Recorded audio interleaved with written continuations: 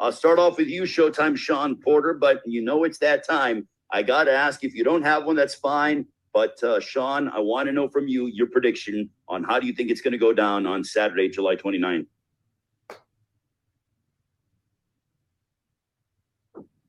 Shawn, you're muted. If you could please. My apologies. I don't have a pick. I don't know who's gonna win this fight. I think that it's just, to me, this is what boxing truly is right here. Both guys have basically everything needed to win this fight, from the power to the speed to, everything. There's really no one you can't. I truly don't think anyone can look at this fight and say that guy's gonna win because that. There's no one way that it happens. There's so many outcomes, possibilities of this fight. I think the one possibility, or the one thing that we know is not going to happen, is not going to be any foul play. It's not going to be any low blows. It's not going to be a headbutt that ends this fight prematurely. I'm going to go ahead and say it simply, man. The fans win.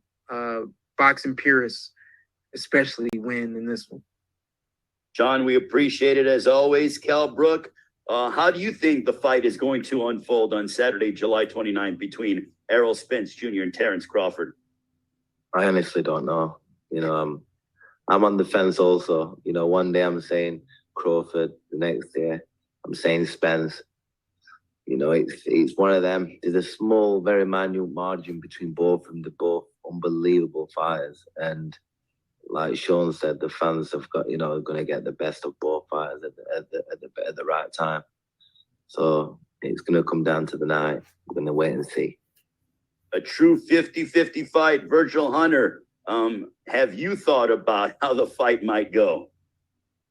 I think it's just fair to say that if I was able to spend 3 weeks in Errol's camp and watch the training, watch the strategies, watch what he does after training, how he recuperates, how he reinvigorates himself, and the same thing with Crawford, I think that would be able to allow me to have a more accurate pick.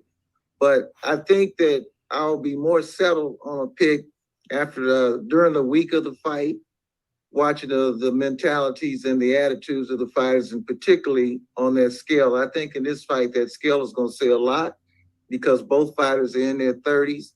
They've been at this weight. Errol's been at this weight his whole career. It can't be easy for him to make this weight. I don't know how hard it is for Crawford to make the weight.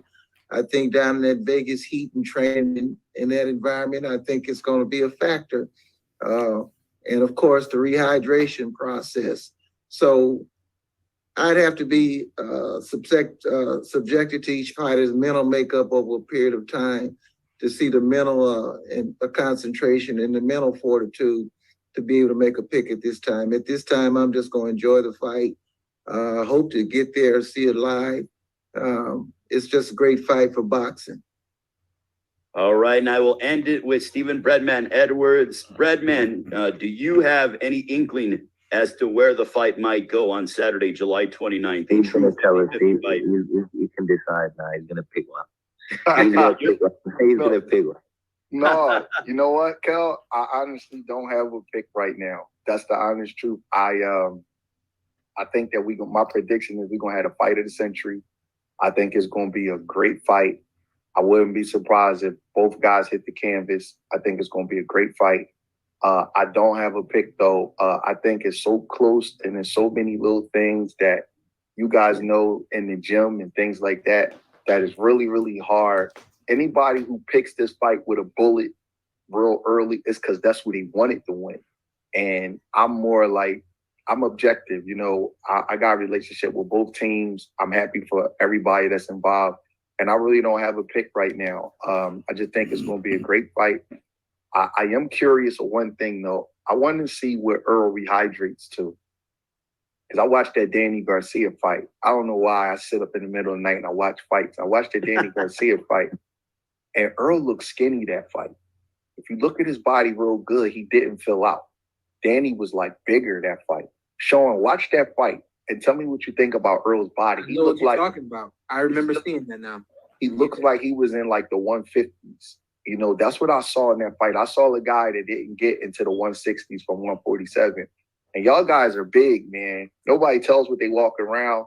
but you don't want to be as big as Earl Spence and only rehydrate into the 150s. So I'm curious to see. It's been well documented that, he's probably struggling to make weight and he may move up after this fight. So I'm really curious to see if he can rehydrate the 161, 162, 163, because I think that's a big, big factor in this fight coming down the stretch.